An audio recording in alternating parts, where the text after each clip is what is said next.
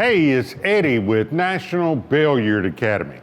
We're creating a new playlist, a new series, Pool Etiquette. How to use pool etiquette to gain a strategic advantage at the table. I know it sounds like a boring subject. It's all about just being nice and polite, right? Well, that's part of it.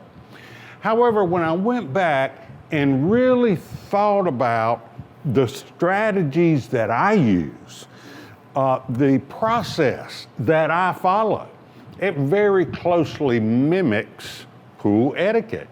So I'm going to show you the ins and outs of what to do and maybe what you might want to stay away from in your strategy when you approach a match. We at National Billiard Academy, we go all over the country, and the people I like to get information from are league operators.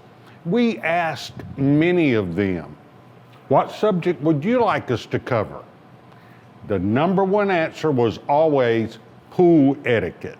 So think of it in a positive way, watch the videos in this series, and I believe it will give you an anchor to help you stay stable and strategic during your match.